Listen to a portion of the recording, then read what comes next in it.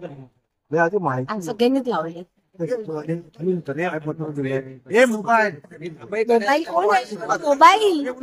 Frame मध्ये गाव frame मध्ये येतोय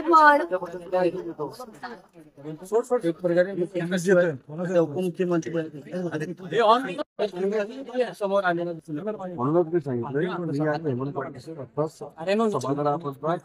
गेट मधनं आत आलो तुम्ही प्रश्नाचा भडीमार केलेला आहे त्याच्यामुळे मी त्याचा अभ्यास करतो आणि आमची भूमिका त्याच्यानंतर मांडतो. आज माणिकराव कोकाटे यांच्या राजीनाम्यासाठी देखील विरोधक आक्रमक होणार आहेत. त्यांच्या संदर्भात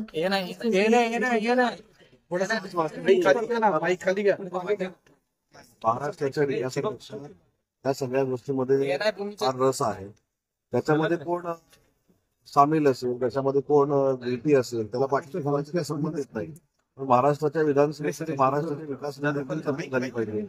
छत्रपती शिवाजी महाराजांबद्दलचा आदर, छत्रपती संभाजी महाराजांबद्दलचा आदर, अबू आझमींनी काल केलेलं स्टेटमेंट आणि त्याच्यानंतर त्यांनी परत विविध गोष्टी त्याच्या समोर ज्या आणलेल्या आहेत. असं वाटतं की अबू आझमीला वाचवण्याचं षडयंत्र हे महाविकास आघाडीचे लोक करतात असं विरोधकांनी आंदोलन केलं पायऱ्यांवर. त्याच्यावर अबू आझमींच्या वक्तव्याचा सुद्धा त्यांनी धिक्कार केला. मात्र सोबतच कोश्यारी ते कोरटकर हरामखोर अशा पद्धतीच्या घोषणा सुद्धा दिल्या गेल्या. मला सांगितलं आवर्जून कालपासून मी हेच सांगतो की अबू आझमीने जे वक्तव्य केलं होतं ते विधानसभेचे सदस्य म्हणून कायदा बनवणारा एक सदस्य म्हणून केलेलं वक्तव्य होतं.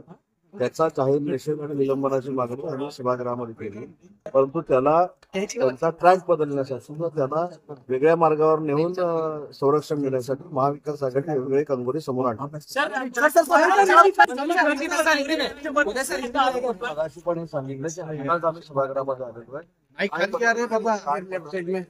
काय बोलले काय हे सगळं घेऊन आम्ही जयकुमार गोरे आणि जयकुमार रावल कारवाई करण्याची रावलांनी राष्ट्रपती आहेत प्रतिभाताई पाटील त्यांच्या जवळपास 28 आहेत ती हडपली असं मला असं वाटतंय की आता आम्ही सभागृहात आल्या ते आम्हाला काही गोष्टी माहिती नाही ते तुम्ही प्रश्न थोडेफार विचारले जातात त्याची माहिती घेतो.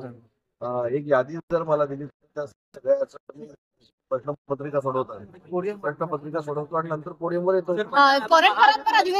कारवाई होणार का?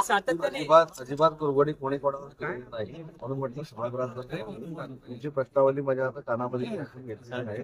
अभ्यास करतो उत्तर घेतो आणि मग कांग्रेस की तरफ से आरोप लगाया जा रहा है अमृत योजना घोटाले में